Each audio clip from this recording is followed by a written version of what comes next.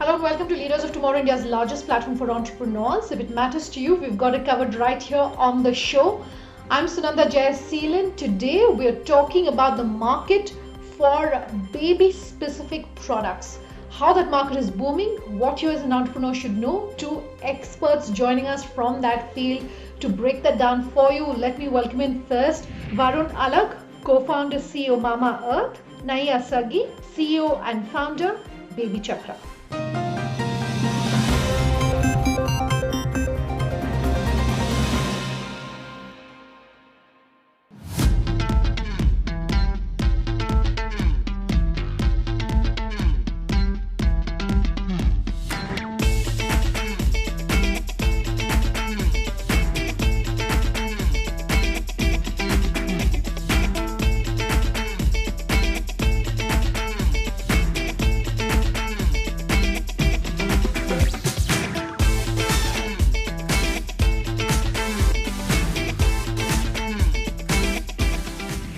Varun, Naiyya, thank you very much for your time here on the show. I want to talk about, what the past couple of months have really been like for the two of you as entrepreneurs and how you've been tackling the changes that we've been seeing.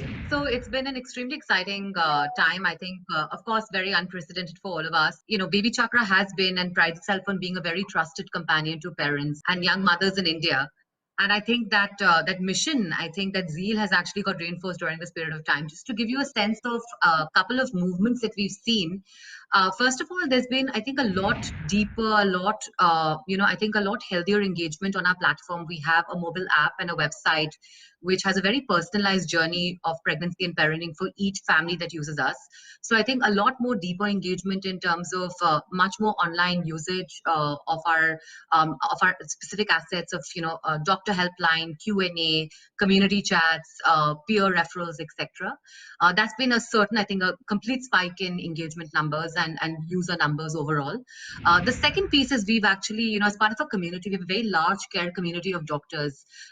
So, pediatricians, gynecologists, nutritionists, who've actually come together in a very meaningful way, and for the first time in a very interesting way, figured out that BabyChakra is a great way for them to connect with newer patients, but also have very compelling patient engagement journeys for the existing patient base. So we've seen this new avatar of BabyChakra, which is pretty much really reinforced the whole companionship, the trust that we have through the doctor network as well. Okay. And I think the third part about, which is very new to BabyChakra, has been our launch of private label products. And very interestingly, right before COVID hit, we'd actually identified baby health and hygiene is a very important category in which a big need was present, right? So we launched 3 SKUs, India's first baby safe hand wash, hand sanitizer, and fruit and vegetable wash. And I think definitely, people became more cognizant of COVID. People became more cognizant of, things around health, hygiene, safety, how to take care of the children at home and, how to take care of the children while going out in a very unprecedented way. So we've actually had 2 of 3 SKUs very rapidly becoming bestsellers on Amazon, on the other marketplaces we are on, and of course on BabyChakra. So I think 3 very distinct trends in terms of users, growth of our community members to now really integrate with doctors, and of course, I think a very interesting lift of our private label launch as well. Varun? I think for us, this time has been, again, a great boost to our already ongoing growth. Although when it started, especially in March and April, we did see a lot of demand and supply shocks. Clearly, all the distribution channels, all supply chain in terms of sourcing, went for a toss. That said, and hence where we were in terms of revenues, when suddenly became 20% of our pre-COVID averages of February, etc. in April. And we very quickly realized that this was not effectively as much a challenge as an opportunity, which was being presented to us. And basis a few metrics that we started reading, we clearly saw much larger traffic suddenly started to come on our e-commerce platforms, and we saw a deeper need for safe and toxin-free products out there in the market. And And we also saw our core competitors actually taking a backseat, becoming conservative, and hence we decided to actually go fairly aggressive during that period. And we already had a strong brand portfolio, a strong mix, a purpose-based proposition which resonates very strongly with the consumer. So May onwards is when we started pushing our levers strongly, both on marketing as well as on sales and commercial side, and we saw unprecedented growth. I think because of all of that focus and our constant innovation into areas which were desired by consumers and have led us to becoming almost three times of our pre-COVID size. In terms of revenue, we have gained a significant share, and especially in the e-commerce domain. And but not only that, the brand has also tripled in offline as a space, clearly showing that the strength is not just being demonstrated in online arena, but also in the offline space. That brings me to my next question of innovation. How have you been innovating, responding to the challenges and the opportunities, of course, being presented by the pandemic? And based on that, your advice for someone who's watching today about how they can incorporate innovation into their businesses? We had a very strong innovation funnel pre-COVID, and we had some worries as to how our innovation funnel will get impacted, because a lot of labs where we used to do our testing were closed. A lot of our back-end supply chain for raw materials got closed for some time, and but I think it's just when you're so driven to do something ways, and that's what we did. And in fact, during lockdown stage of April to June itself, we had launched almost 13 new products, and we continue to be aggressive on getting into new categories, getting into new propositions, and across all categories, which is baby, skin, and hair that we are present in. And to name a few innovations which have done exceptionally well for us, I would say in skin care, our innovation around vitamin C as an ingredient, and which was something that we could clearly understand through listening, an ingredient that consumers in India were looking forward to, and especially became strong during pandemic because of its links to immunity. And we have launched almost 9 different products under the vitamin C range that has done exceptionally well for us. And in baby, we have launched India's first plant-based diaper, and there was no diaper with plant-based top sheets available in India. And we've been researching on that product for almost 18 months now, because India did not have capability to actually produce that product, and only China was the market which was producing it. We worked with a few manufacturers, invested in their capabilities, and developed that ability to do it in India. Okay. I think these are a couple of examples of innovation that we have done during this period. Naiyya, how about you? I think the heart of innovation lies in consumer centricity and customer centricity, right? And really sort of listening to the customer, understanding the customer's needs, and the customer's needs have changed so drastically over this period, right? I mean, for the first time, we're seeing the online / digital revolution like no other time, right, in our history, right? So if I look at my two core constituents, there were parents and there are doctors, right? So for doctors, we basically built on a whole stack of digital products on our platform, of course, ranging from your regular video capabilities onto online booking, onto teleconsultations, etc., but also a very interesting way for them to connect both with our user base and sort of build their patient base much broader and much deeper, because doctors were struggling with their practices, right? They were trying to understand how to get in new parents to come in and visit their clinics, or how to ensure sort of vaccination compliances with existing parent bases, right? So a lot of those tools were built around a very doctor-centric user journey, if you will.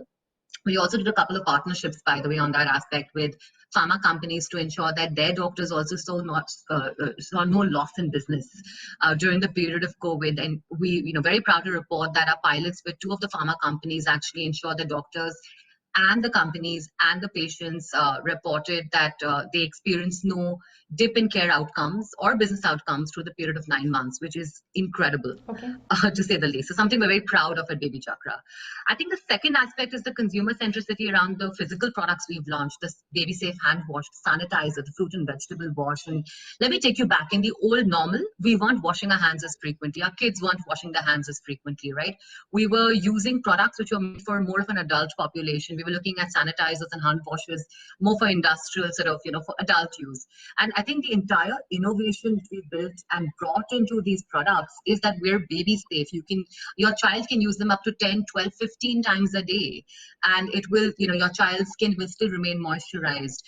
These have no heavy metals. These are, completely arsenic, lead, toxin free. That's a promise that not just we claim, but the FDA claims, because we have all of these products clinically tested. And I think the other really cool part of the innovation is just the way the product is loved by children.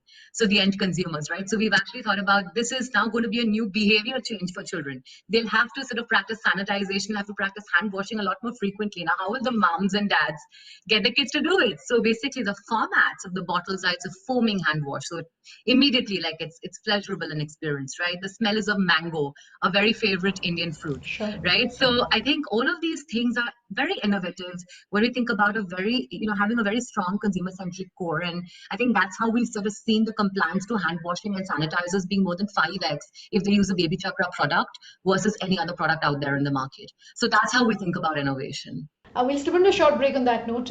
We're back in just a moment.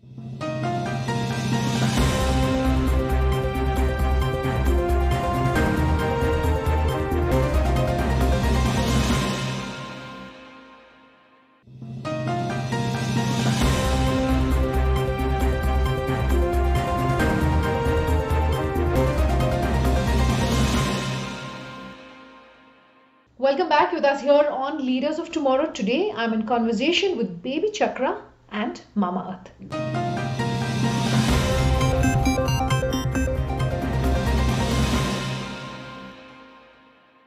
What consumer trends can you talk to us about since the onset of the pandemic?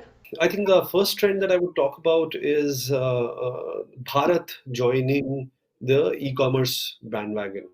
E-commerce as a business, especially when it comes to volume of that business, was being driven by metros and the tier one cities. And now a large part of the delta addition that has happened over the last 7 to 8 months has come from tier 2 and beyond. And in fact, personally for us, more than 50% of our contribution is now coming from tier 2 and beyond.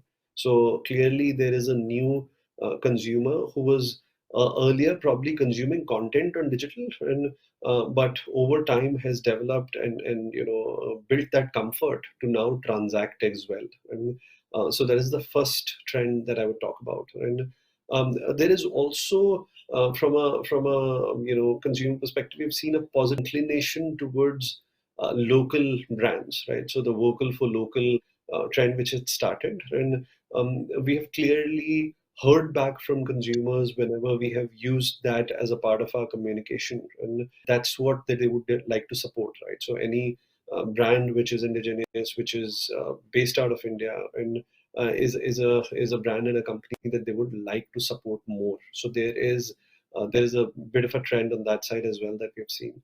The third thing that we have clearly seen is consumers are wary of the context, and hence some of the categories which Naiyya also talked about, like hygiene, germ kill as propositions, have clearly broken through. And the penetration of sanitizers has become 4x of what it was pre-COVID. And so that is the third consumer trend that we have closely seen and experienced. And I think the fourth trend that I would talk about is the number of trips or frequency of purchase has reduced, and people are looking to do less number of trips to either markets or to malls, etc. And in the same trips end up buying hence larger packs and larger formats. And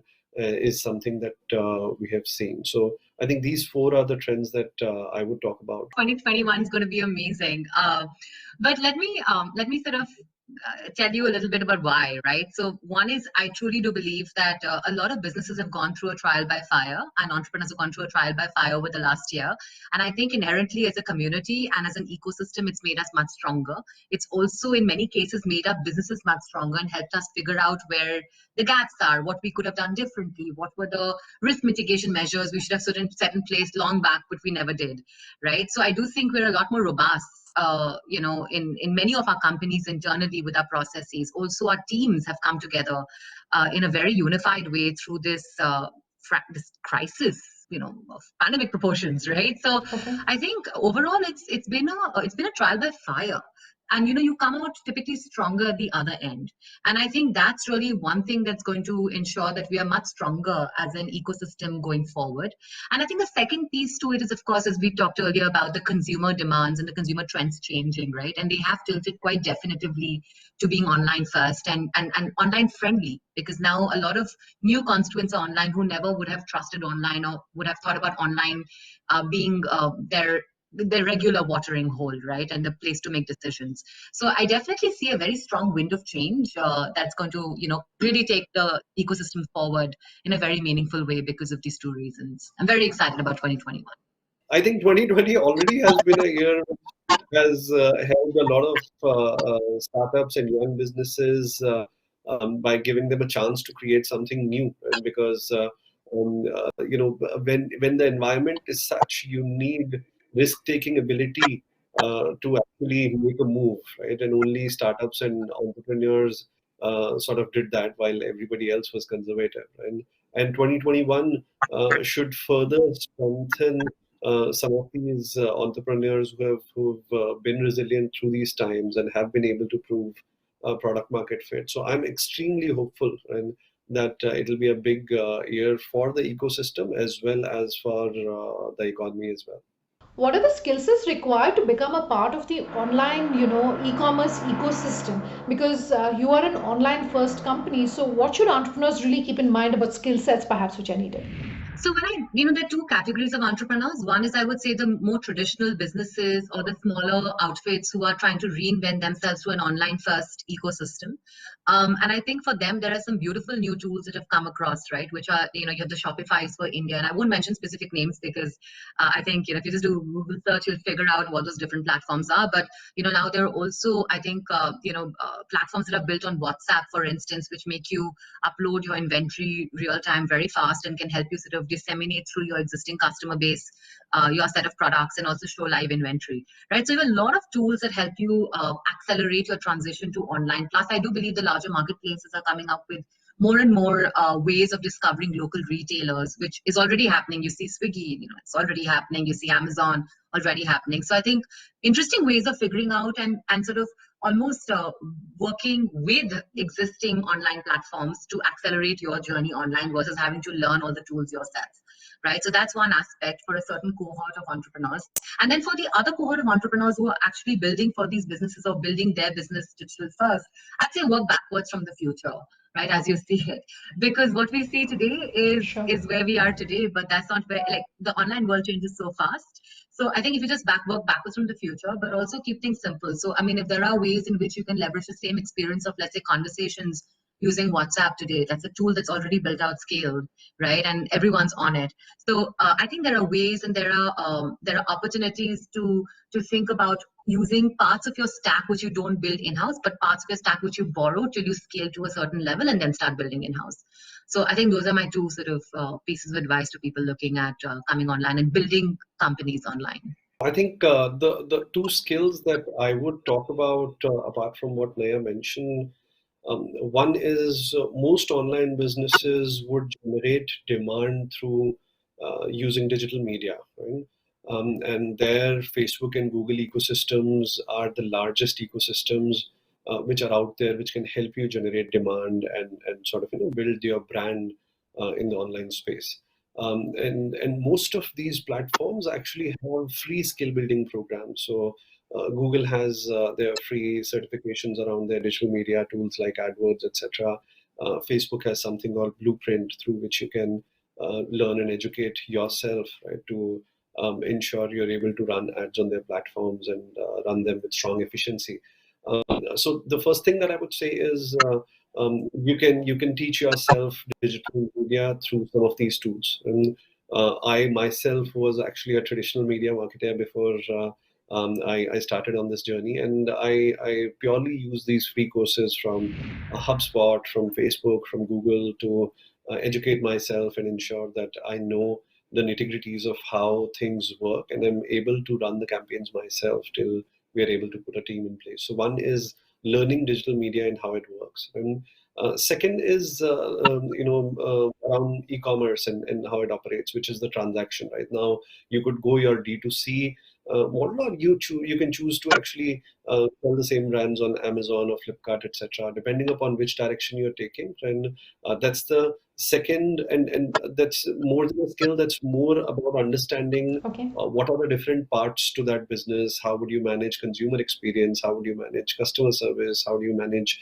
delivery and logistics? And which there are a lot of readily available SaaS solutions that are available, and the combination of which, if you can deploy, you can deliver that online business to the. I think these two are absolutely critical parts of running a transaction-based online business, and which anyone needs to understand before they actually jump in.